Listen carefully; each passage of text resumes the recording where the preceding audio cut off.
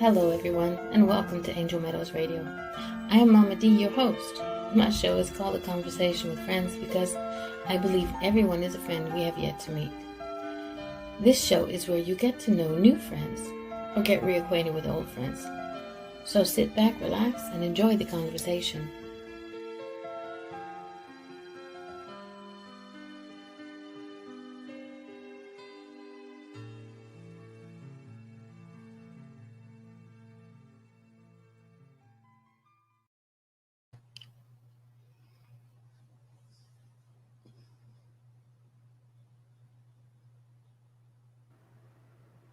Hey everybody, welcome to A Conversation with Friends.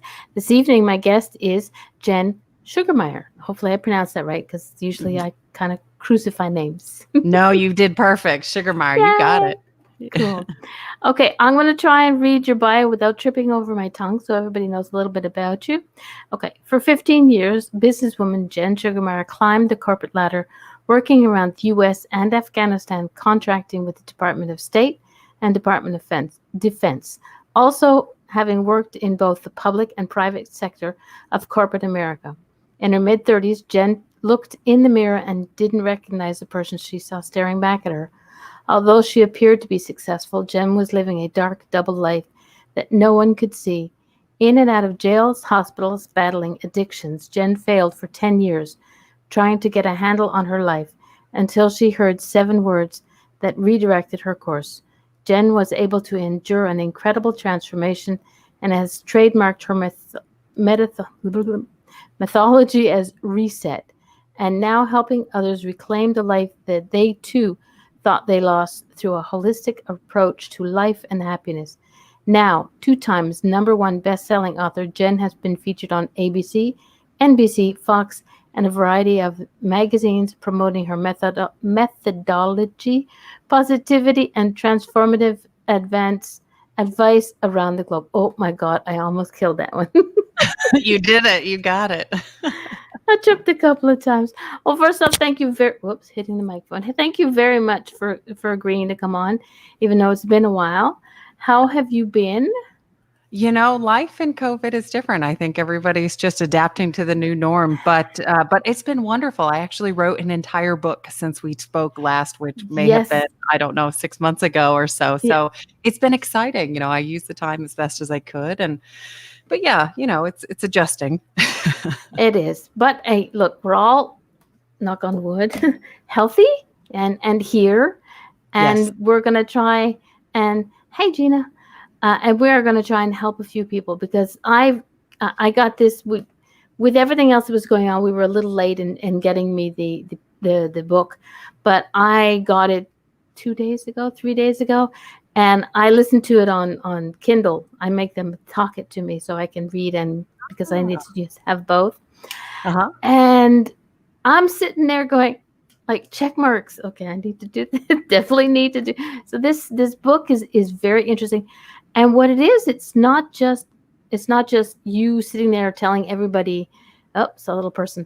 You telling everybody everything what to do, but you tell what you went through, and you are pretty honest about it. Like in the bio, there are very few people that will say that you know you've been battling drug addictions and been in hospitals and jails and stuff. That's like you just sort of put yourself out there and said, okay, anybody has any problems with it, your issues, not mine. Yeah. Yeah.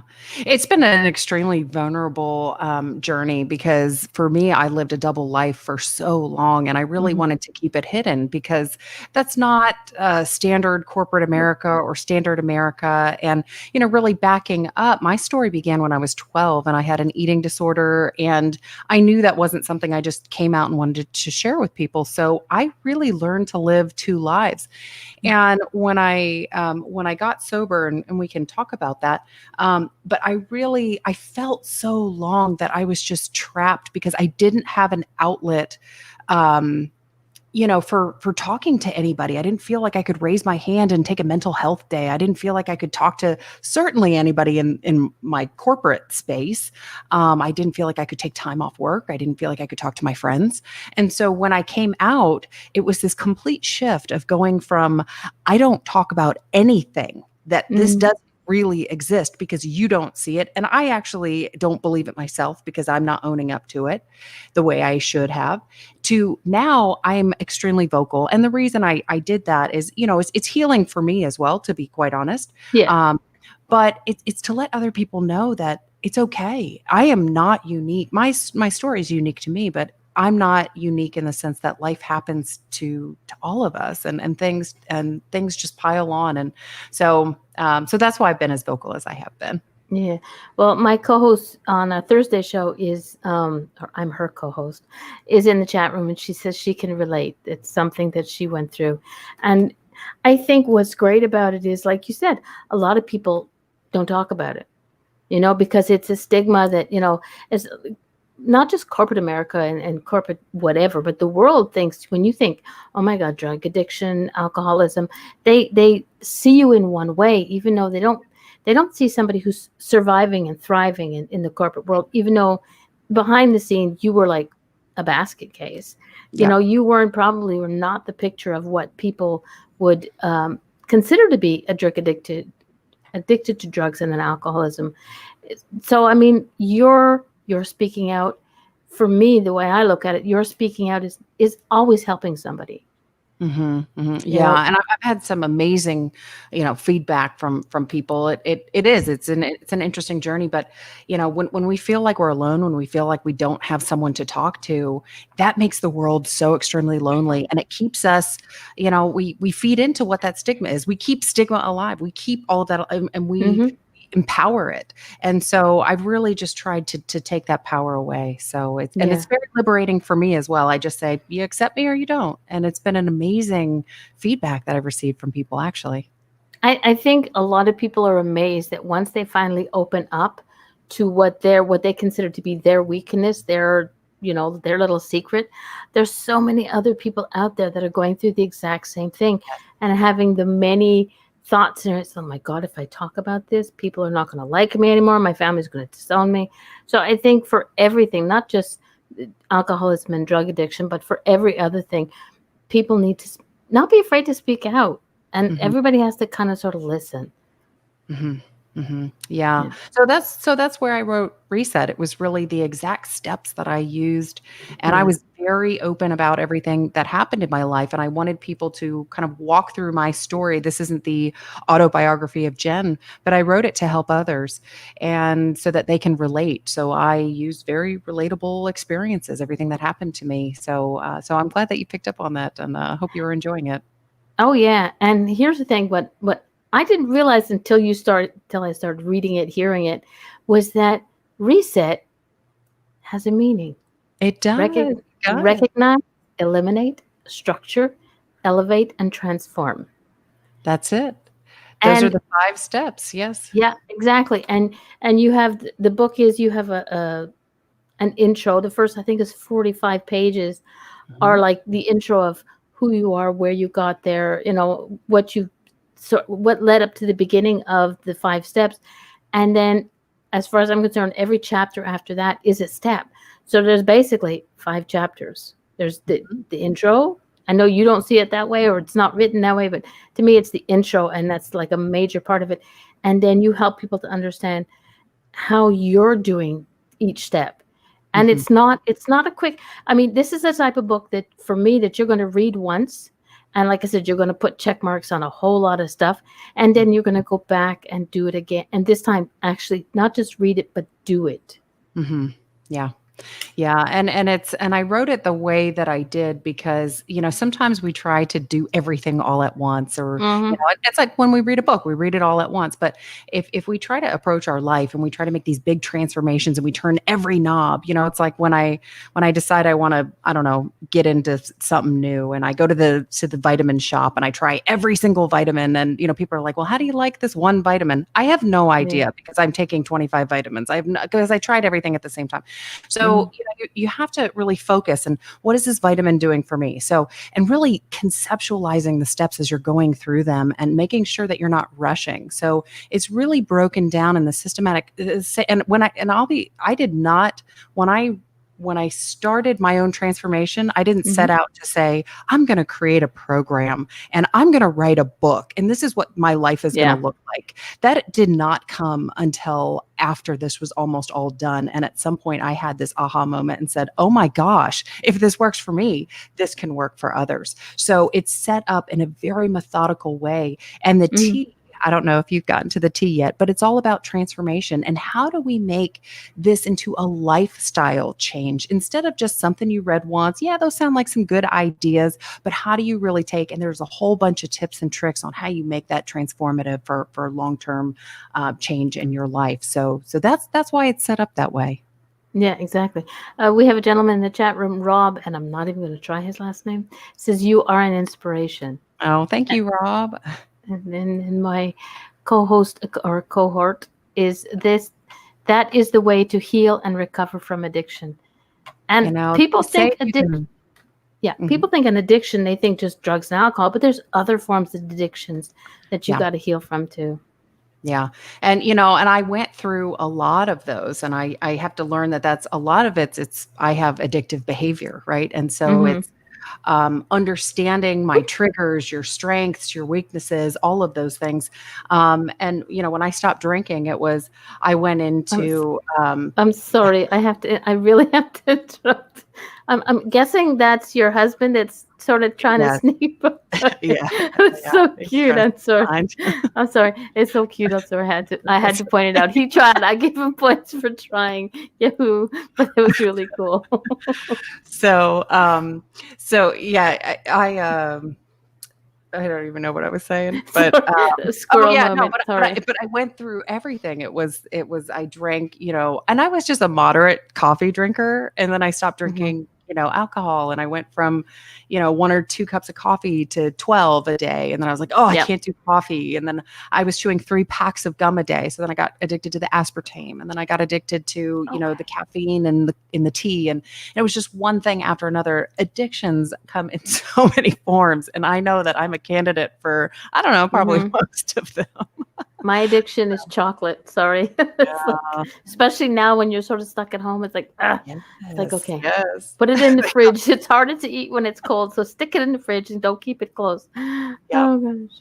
yep, out of Okay. sight, out of mind. So, In the chat room, Gina Bankston says also addicts have heightened emotions like OCD. So when these things happen, I'm much more intent are much more intense, and you have a need to work on different areas at different times. yeah. Yeah, and that's why my program is really holistic because, for so many years I went after what I thought the problem was. I thought my problem was the drinking, and I Mhm. tried everything, whether it was Yeah. hypnosis or it was, acupuncture or neurolinguistic programming or whatever that may be. And I tried to go after what I thought was the problem. And when I stepped back and we can talk about that day if you want, kind of my Yeah. aha moment. But Mhm. um, so I was dating someone at the time, and I didn't get real close to people because I didn't want them to see all the dysfunction in my life. And I was Yeah. really at a breaking point, and I said, I'm tired of this. I don't want to be alone forever. This isn't the life I imagined for myself. And if I get into a relationship, then I will be happy and I will stop drinking. And I think this was something, many times myself and I think others fool ourselves that if we get that promotion at work, or if Mhm. my husband does this, or if my wife does, then I'll be happy. And so we keep trying to fix things by Mm. something happening in our life. And so I was in this relationship, and we had the talk after about 4 months, and we sat down, and he said 7 words that just changed the course of my life. And I was ready for him to, tell me I was a bad drinker, or I was, I was ready to combat whatever he was about to say. And he said this, he said, Jen, you need to learn to love yourself. And Mhm. I just emotionally I just kind of fell apart inside, and it touched me in a way. And it was different. It was different that, it wasn't somebody saying, man, oh, addicts, or, oh, your behavior is terrible. You need to get a handle on your life. It wasn't those negative things. It was somebody that actually cared.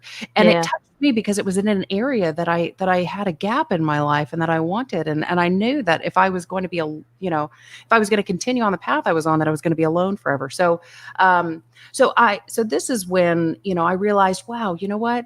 So kind of tying it back to where we were Hmm. before, it was me. It wasn't, yes, believe me, my drinking was a problem. That was absolutely a problem. But the true problem was me. It was really the alcohol was the symptom, and Yeah. everything else that was going on. Those were symptoms. And so I had to look and I had to isolate. So back to Gina's point, looking at these areas in our life. And that's why, I had to dig into my anger. I had no idea how much anger I truly held inside of me.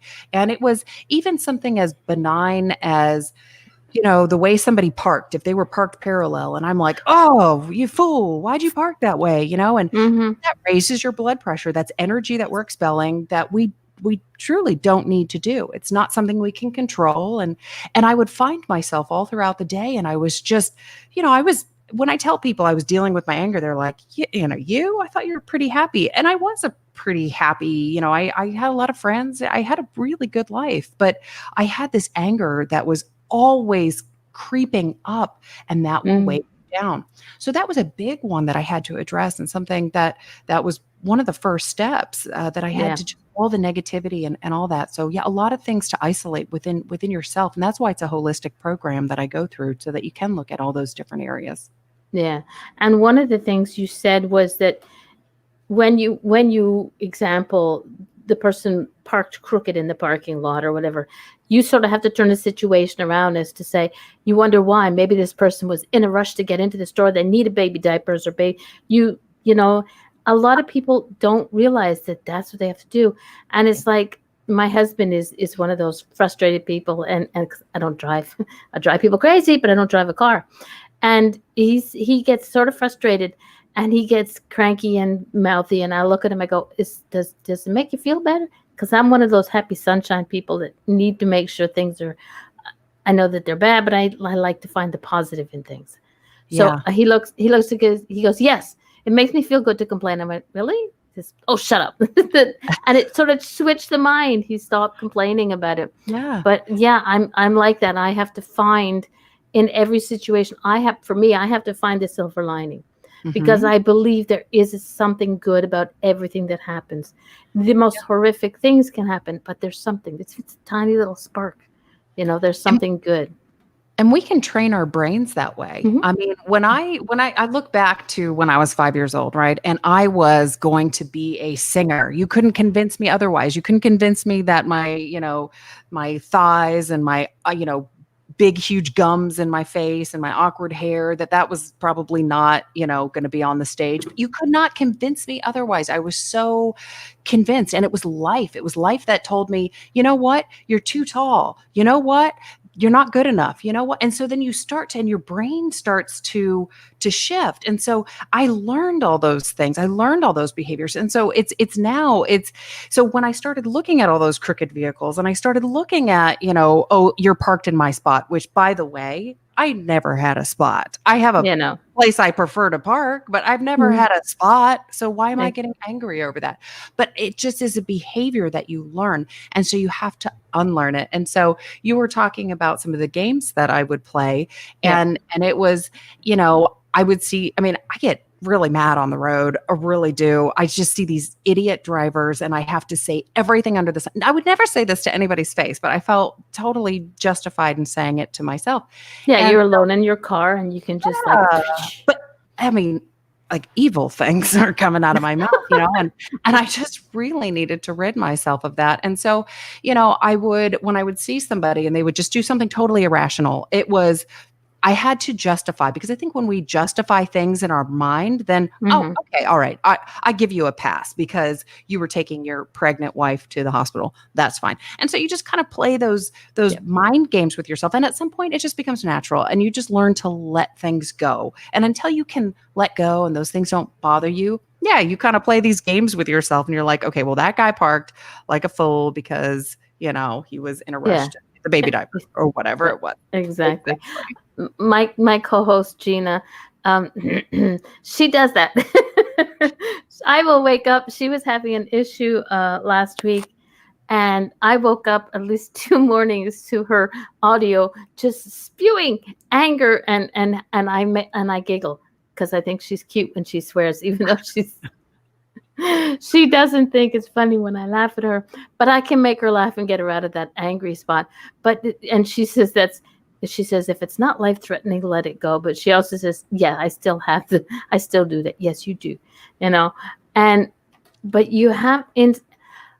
I'm the type of person who says when you're angry, no matter what it is, like the crooked park or somebody in the spot that you normally stake, it's like you have to let it go. You have to let the anger out, because if you just keep holding it in, that's even worse. I love you too, G. It's even worse, because then eventually it just sort of builds up, and then it spews on somebody who was, whether it's your partner, your mother, your father, or somebody, poor person in the grocery line, who isn't supposed to have it, but you just spew everything on them. Mm-hmm. So for me, my thing is when I get angry, and trust me, Mama D, she gets angry, I give myself 15 minutes to be mad.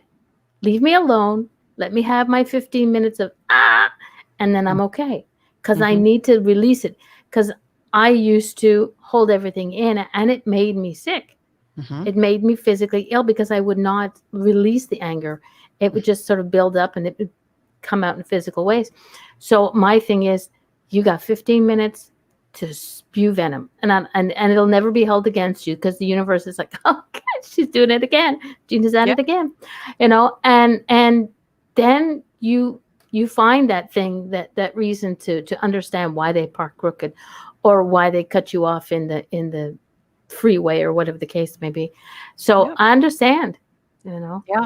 And I think you touched on a very important concept, and that's boundaries. And, you have a 15-minute, you've allowed yourself that time in order to kind of reset or figure things out or get your emotions out or whatever that may be. And you say 15 minutes and that's it. And that's as part of the structure step within reset.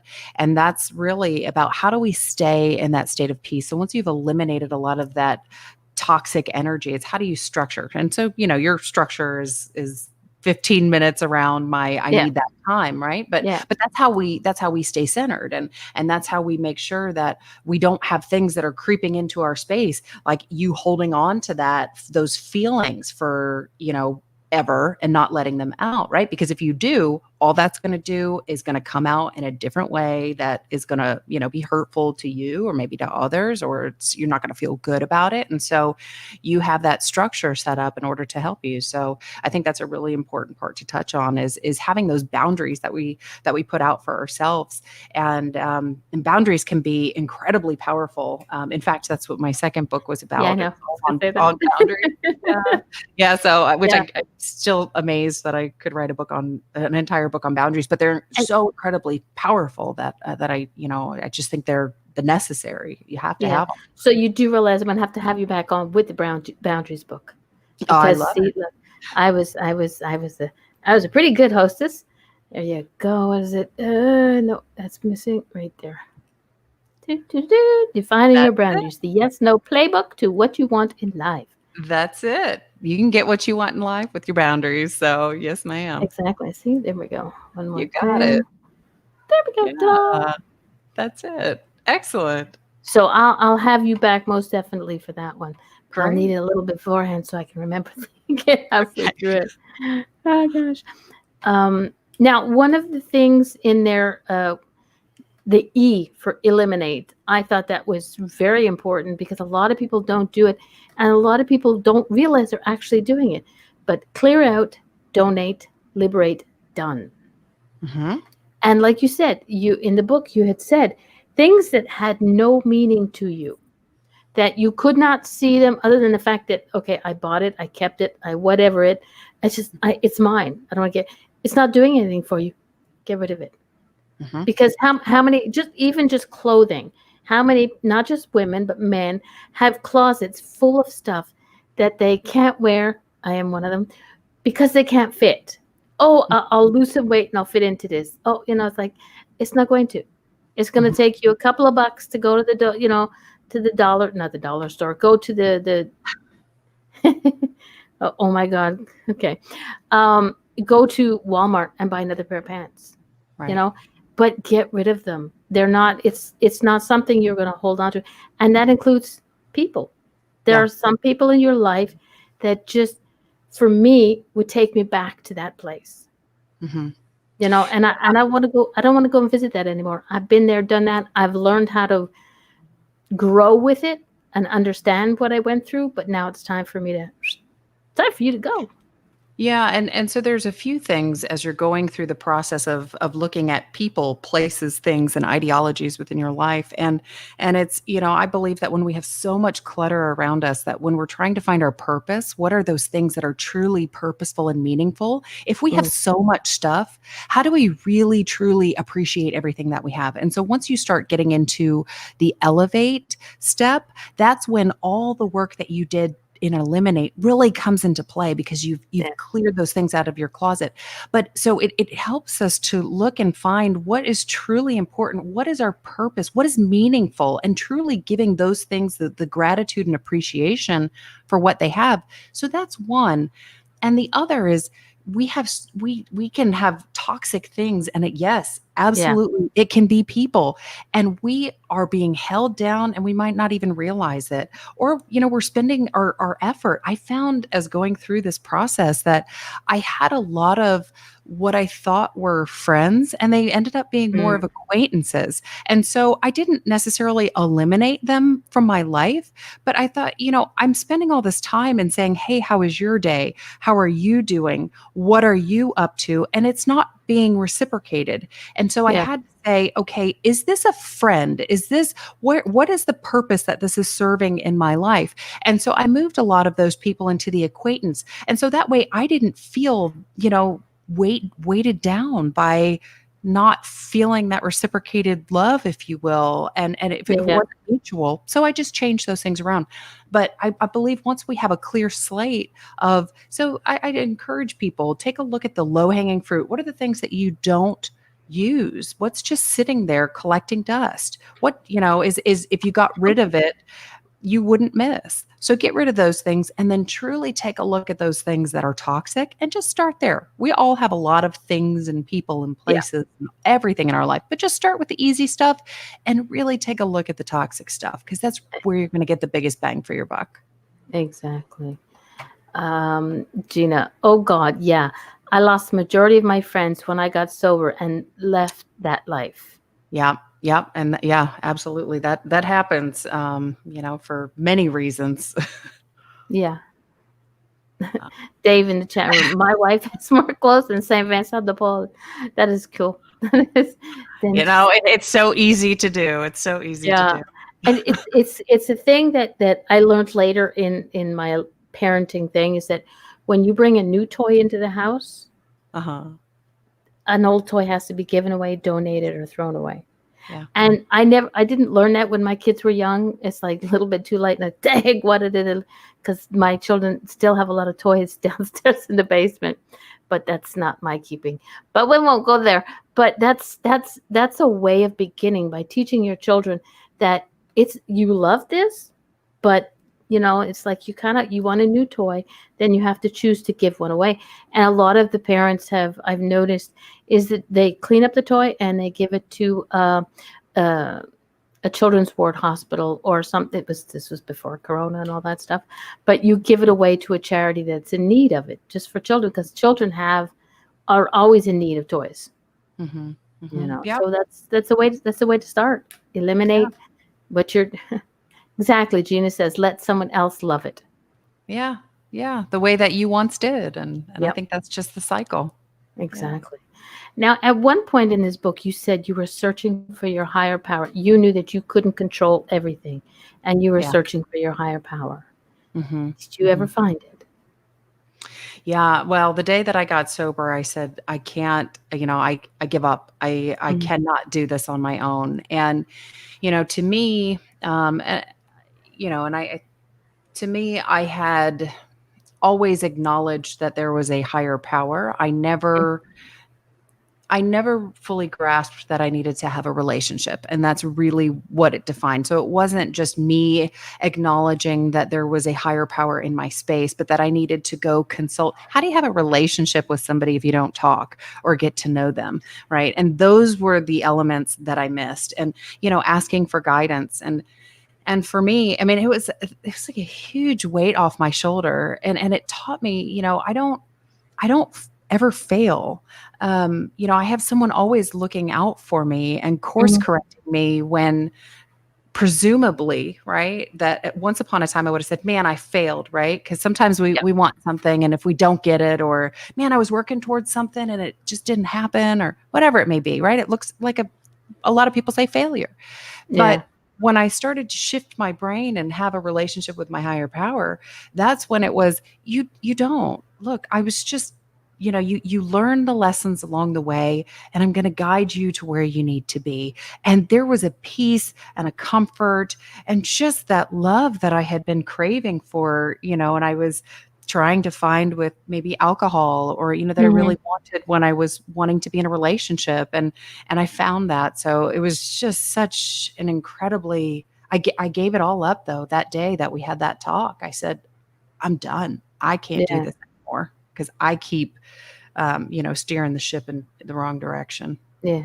What I like about your book is that, to the point I've gotten so far, you haven't used the word God. You've always you use the word higher power, which is really cool because a lot of people hear the word God and it scares them because they Yeah. think it's a religion. It's Yep. like my friend Gina in the chat room. So I can get this. If you don't believe in God, you just know there is something Nailed it. greater than you. You don't Yeah. have to give it a name because Yeah. everybody has a different name for their higher power. But just using the higher power of the universe, it makes a lot of people less, eh, Yeah. you know. Yeah. So, and Yeah. I And like there's all different names, and I mean, mine has a name, but I truly believe in, let's just believe in a higher power and whatever that is for you. And if you think that that. someone is something, has a bigger purview than you do, think of just the myopic view of the world. Could you imagine if somebody up above was able to look at everything like a big Mhm. chessboard? I mean, we're just a kind of a player in a chess game, right? We only Yeah. see maybe that one or two moves in front of us. And so just give it up to somebody who, whatever they look like, whatever you want to call them, and, Mhm. and just let that go. So yeah, I did that intentionally because I truly believe it's you can define it how you want to Yeah, define it. and I think that's what's really good. Like I said, it makes people will sit there sometimes and go, "Oh, this book has God in it. I'm going to put it down," because it's a word, but it's Hmm. not. There's no, and it's a name like Darlene, Jen, Gina, Dave. Hmm. It's a name, but it's not who they are. It's Hmm. actually is whether it's God, Buddha, Allah, or Right. Christ. They're still your higher power. They're That's it. still who looks out for you when you think nobody cares. When you're Yeah. at your rock bottom, and for whatever reason, when you're at your rock bottom, the universe is still out there caring. They Yeah. just, you're just not listening to them at that moment in time. When you do, you will feel that good swift kick in the behind, and it'll help. Yeah. Yep. Yeah. And we've got Dave in the chat room. That's it. Time again. Have to take the wife Well, to work. I'll watch later. When good. And thanks, yes, Dave. we'll find the book. He always comes in. He's in Australia, so he's Oh, like just fabulous. getting up type of thing. So it's like he pops in when he can. Oh, Uh, that's fabulous. Well, thanks, Dave, for stopping by. and Gina, I told you my God moment. I said if he exists, he would shut my brain off, and I was blinded for a bit with my eyes wide open, like an iron curtain came over my eyes. Though thought I was going insane, but literally God God smacked me. smacked. Give smack upside the back of the head.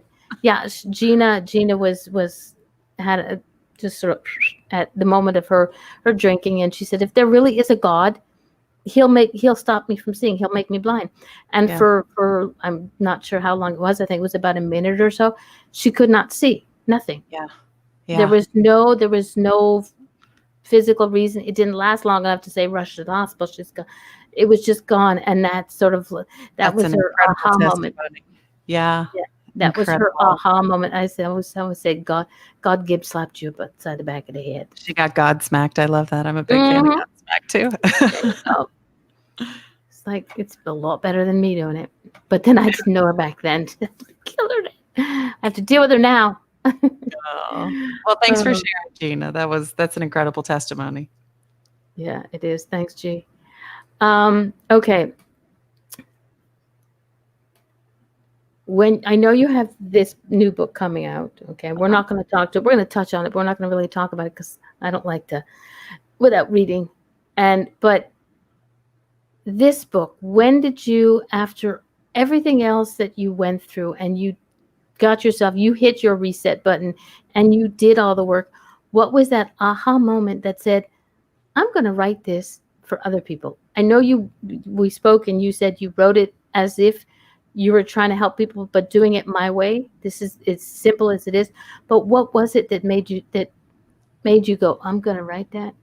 It was after about 7 or 8 months that I realized that I was working some kind of program. And I wanna specify, this really not written for people just in recovery, but people that have Mm, become disconnected with themselves. yeah. And, I looked at myself in the mirror and I didn't know who I was. And so I really, for me, yes, my story involves addiction, but I think so many times that, in our lives that we can just lose track of the person that we were once upon a time, or that, 5-year-old child that wanted to be that singer on stage. And Mhm. so I really wrote it for anyone who had become disconnected with themselves. And so after about 7 or 8 months, I started realizing that what I was doing could work for other people. And I remember I was in San Diego and I was having some conversations with people, and just about and actually I had started writing this book, and I was out there writing, and I was having conversations, and they said, you know what, that's exactly what I need, because I need I just need some kind of guidance. And I work in corporate, or I don't feel like I can step out and say things. And so, the more conversations I was having, and the more I was, quite frankly, connecting with my higher power, and just saying, what should I be doing? I really let my higher power lead on that. Every time I wrote, I said, okay, give me the words, that are going to help me touch people. And so that's how that came about. So I realized that I had something, and I started talking to people, and I was just really connected with my higher power on all that. And then it came about, but I wasn't going to start writing until I was sober for an entire year, because I Mm, wanted to make sure, people that have gone through, there's just a lot of highs and lows, and a lot of things yeah. that your brain goes through as it's trying to repair itself. And I think anytime anybody's going through trauma or big changes, or, changing their life, it takes time to really settle in and understand the concepts. So I wanted to make sure that I had fully grasped. And I told myself, I'm not dating for a year. This year was going to be dedicated solely to me. And that's what I did. And so on my 1 year sobriety date, which was on the 1 year that I had that conversation with that gentleman, that's when I started writing the book. So that's kind of how that all came about. Way cool. Gina Yeah. says, yes, writing is a great therapy also. And Huge. sharing is key for others to read. Yeah. Because Yeah. you put it out there because, yes, it's therapeutic for you, but it's got something that's going to help other people. And like you said, it's not just about addiction. I look at this, and it can also be for people who are grieving the loss of a loved one. Hmm. They have to reorganize, recognize that their life doesn't include somebody, and they have to go through all those steps. My God, my computer's going nuts. So it's like you said, it's not just for people who are going through addiction. Yeah. And even though there's, like I said, 100 different million types of addiction, but it can be used. Just get the book, go to amazon.com. I think CA has it too. And check it out, read it.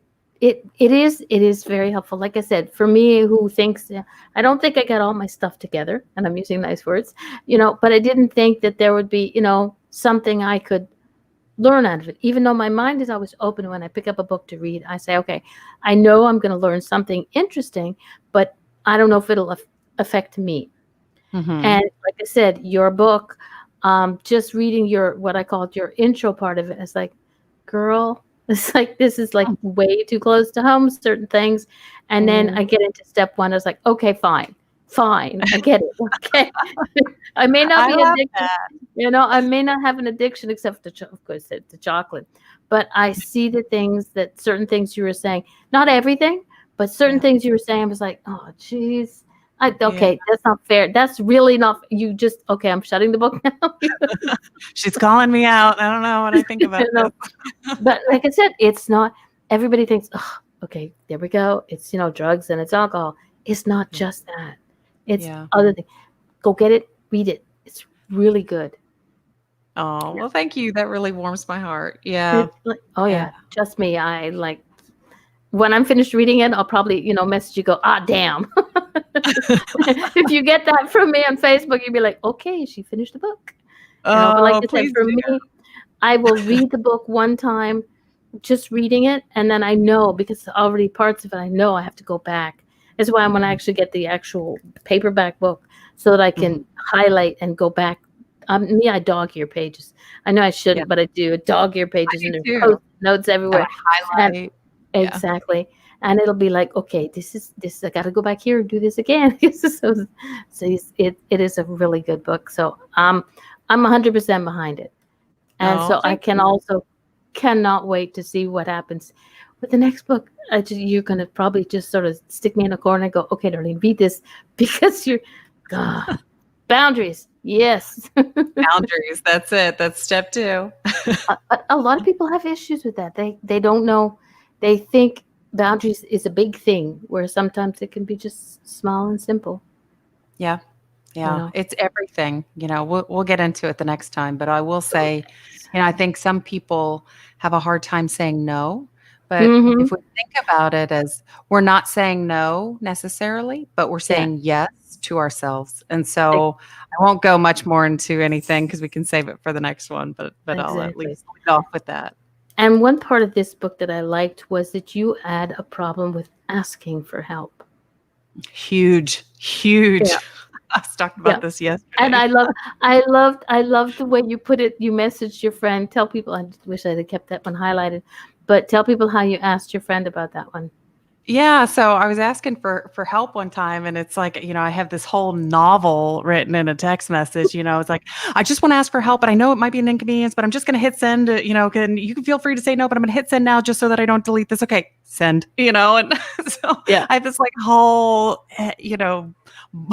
like novel that I've written, and Mm-hmm. the response was, yeah, what time can I be there? And it's amazing. I really did have trouble asking for help, and it was something I needed to get over, and I realized, yeah, this is you me. I do. I hate asking for help, but I found She's that good. in that process, how much closer I was able to get with people, Mhm. and it also allowed me to be able to, acknowledge my strengths and weaknesses. Yes, we can all go on YouTube and spend, oh my gosh, I spent 3 hours hanging a light one time. And I'm like, do I need to be doing that? And at some point I was like, I am committed to this. It was like my chandelier. And anyway, I'm just glad I didn't electrocute myself. But, Thank so you. yeah, we can, we can do that. But, or do we just ask a friend and they want to be there? And so there's just Yeah.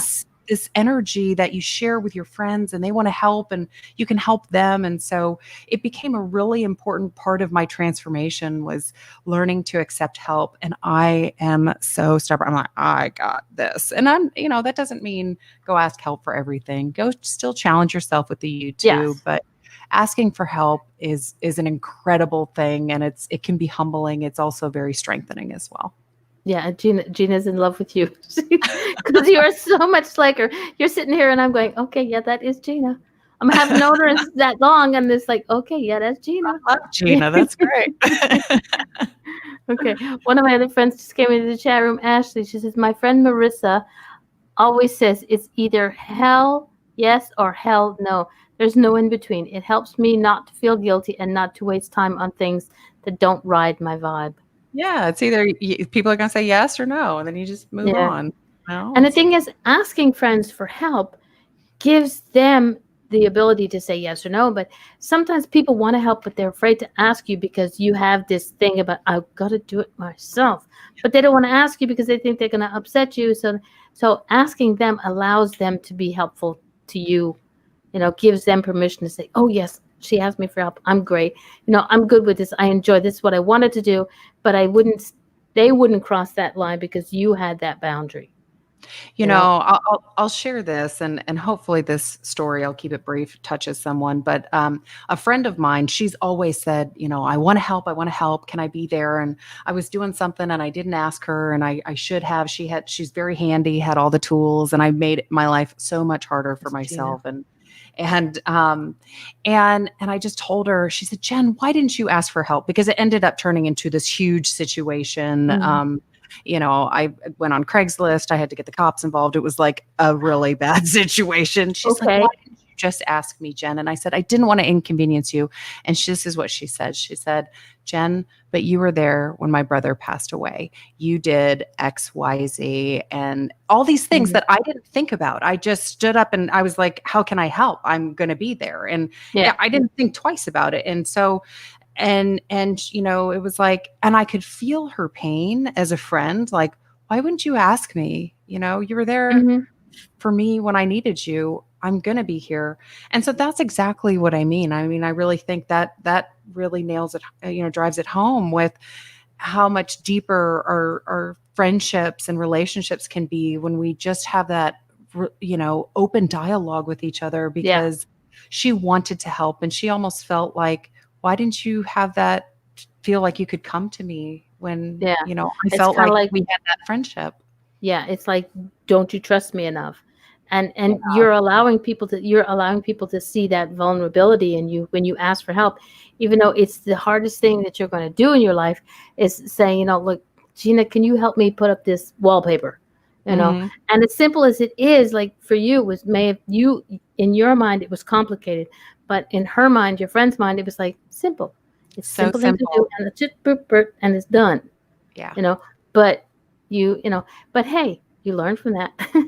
I did. I mean, this and everything really I've learned, hopefully, as you go through reset, you get a kind of a glimpse into all the different things that have impacted my life, and into how and what's helped transform my life. And yeah, asking for help was a huge one. And Hmm. it's still Yeah. one that I'm still kind of uncomfortable, but Yeah. Yeah. I really pushed Trust through me, it. you're not alone there. There's two.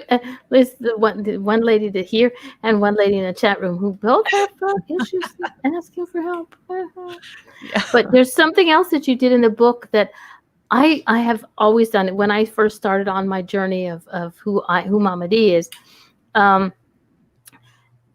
Post-it notes. Yes. Yeah. You say if you have an issue with believing in yourself, write post-it notes. And my husband was so frustrated with me and the post-it notes all over the bathroom mirror, because that's the first thing. I get up in the morning, I don't look at me. First thing I do is see that mirror and I see all the post-its. You are awesome, you are beautiful. And it's so simple. Hmm. Somebody may get aggravated you because you got post-it notes all over the mirror, but Yeah. it's so simple. He was like, okay, I'm looking at these things, and because you know what, it actually helped him too. He Yeah. saw he saw what my vulnerability was, what my weaknesses were, what I was trying to work on, and Mhm. it sort of made him, like, step up and smack me I love upside the back of the that. head.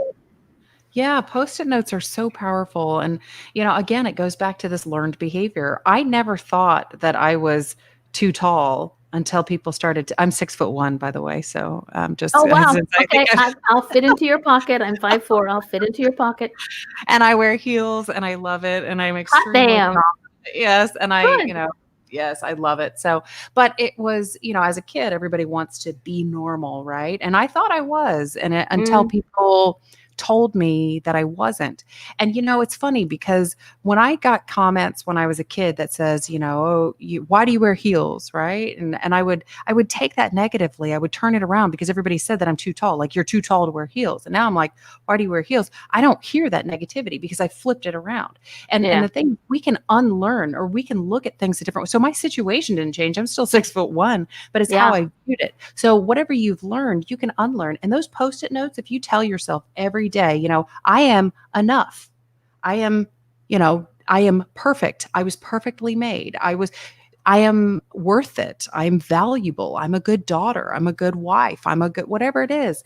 And then Yeah. you start to believe it. But these are all things that over time, whether it's other people telling you, or maybe you just started to believe things yourself for whatever reason, but you can Yeah. unlearn them. So much power in a $2 pad of Post-its. Exactly. Just stick those suckers up there. Yeah, because here, one of the things you were told as a child that you were too tall, or not too tall, but just sort of like the insinuation. Me, it was I was red hair, Uh, and I was the only redhead in the neighborhood, and that, oh my God, I got picked on so bad, and I used to hate my hair. I used to hate the color of my hair. Now, there's a temper that goes with this, and you never want to say. Yeah, I always say if I could just go back and tell my 12-year-old self, and that was yeah, when my eating disorder started because I was kind of big and I was tall, and so that's kind of when all that started. And if I could just tell myself one thing, it would be just how amazing being unique is and just to embrace it. And I would mhm, much prefer to be just how I am. And if I'm tall, then I'm tall. And if I have red hair, then I have red hair. And if I'm yeah, short, then I'm short, whatever it is. But if I could just embrace that, and I love the fact that I am different. yeah. And I wish I could have conveyed that to that person, but I guess my journey got me to where I am today. Well, yeah, exactly. And one of the things, a thing for healing yourself back in the I am fire, um, is that somebody said to me one time, write a letter. Like you said, if you could talk to that 12-year-old you, what would you say? Write a letter to yourself because it's healing the past. Yeah. It may take a while to understand, but Yeah. it's something that you do that for me, like, I had to start thinking about good things about being a redhead, aside from having the temper tantrums that my mother used to talk about. Hello, I don't go gray. I'm good. There you go. There you go. And I find you have to find the good in it. And it's Mhm. part of, but going back, I wrote that letter a while back to myself, to that little girl who was picked on and whatever. And I said, you know what? Those people, they hurt people hurt. So they were hurting for some way, shape, or form. So they had to reflect it to you. And Yeah. you just did, and that's when I got physically sick because I never told anybody I was picked on. I never told that was, bullying. And that wasn't the thing you talked about. Oh, just get over it. It's okay. They were just making fun of you. And I did to my daughter. The boy's picking on you. It's because he likes you. Duh. Smack him Yeah. back. I'm sorry. Yeah. Yeah. Oh, I love the concept of writing a letter. I think that's very powerful. Yeah. That's great. Yeah. It's sort of you sit down and you think, okay, I'm just going to start with, I'm going to write a letter this big because I don't write a whole lot. And then it was like a 2-page letter, and I was like, and Yeah. I kept reading it over, and the time the person said, read it until you can no longer cry, when it no longer hurts you, not Mhm. that you don't feel anything, that you realize that you've healed that little child. So, Mhm. and I did. It took me a while. I still have the letter. I haven't done. They say usually when you're done with it, you set it on fire and you do what you do. But I still have the letter. I'm not ready to let it go yet. Mm. Not that I'm holding on to what I told myself then, but I think it's an amazing thing that I did for myself. And this is just another example of how, life just piles on us. I mean, I carried around a lot of things Mhm. from when I was a kid, right? And it was very hurtful to get teased in the corner and to be called names and, all the things that happened. That was very hurtful. And I, when I work with my clients and when I the book, I mean, it was written for people that have become disconnected. Life has happened, and somehow we lost that vibrant Yeah. person that was, again, I'm go back to 5. I was gonna be on stage, I was gonna be a singer, that was me. And then I lost that confidence and I became too tall and all these things. And so whatever it is, but life just happens. And, Yeah. I was married and I was divorced and I moved all over the globe and, just things happen. That's every single one of us deals Yeah. with life in just a different scenario. And we still, as adults, we still, maybe carrying on those things. And so that's Mhm. why we've got to really take a holistic look at our life. And I absolutely love that concept of writing a letter. I think there's so much power in that. But Yeah. yeah, just think that reiterates the point that life will pile on us, and we can hold on to things. And so we've got to learn to let those things go, and Yeah, and reverse the way we think about a lot of things. it's true. It's true. Exactly. And and like I said, it's a simple step. These are Yeah. things that we're talking about today are simple steps. People are like, oh my God, I'm going to, no, Post-it notes. What does it take? Like you said, $2 at the dollar store, write a bunch of stuff down, post it on, you're done. If Mm-hmm. they keep falling off, get some scotch tape, some sticky gum, or just staple those suckers to whatever wall you want to. It doesn't take anything. Yeah. Writing a letter to yourself, to loose leaf paper. How many people have notepads in their house, old stuff, old books to write on? There you go. Mm-hmm. It's so simple. It's not complicated. You don't have to go out and buy a special, special dollar store. Hello, best friend. That's it. That's it. I love it. So in this book, because we're almost out of time, is there one message that you want people that would make them go, okay, this is really what I need. This is really what I need to start, not just the idea of your book, but to start on the path of reset. I would say if there's something that you feel in your life that isn't congruent with where you think you need to be, and if you're kind of scratching your head, if you aren't feeling that level of happiness every day, then there's probably some level of just getting in and just doing some work. There's probably some work in there. And I'll tell you, my life improves every day because I continue to work on myself every day.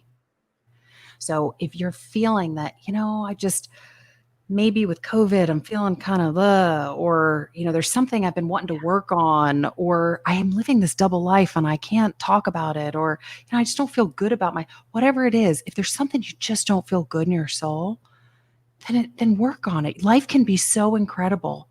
I was at a point where I was suicidal. I mean, I had the deepest, darkest thoughts right before I got sober. It's a sad place when I think back to Yeah. it. And you may not be there. I hope you're not there. But if I can take from where I was to having a life that I'm proud to show anyone, that I can talk to it and I can help others, then you can too. So we all need to get in, connect with our higher power, get in and ask ourselves, how are you doing today? Hmm. Remember, like on the wall when you were a kid and your teacher was like, how are you doing today? When was the last time you asked yourself that? Yeah. So we need to reconnect with that person inside. So that would be my answer is if or if you just need that pep me up. Oh yeah, I think, I could use a little pep talk from Jen. If you got inspired today, go grab that book. I know you mentioned Amazon.com or .ca. You can also go to jensugarmeyer.com and it'll route you there. And there's a freebie on, I think I call it the happiness or the guide to happiness, and just some tips on how to reconnect with yourself and all that. But Jen Sugarmeyer, as long as you spell it right, sugar with an E, you Yeah. will find all that information out there.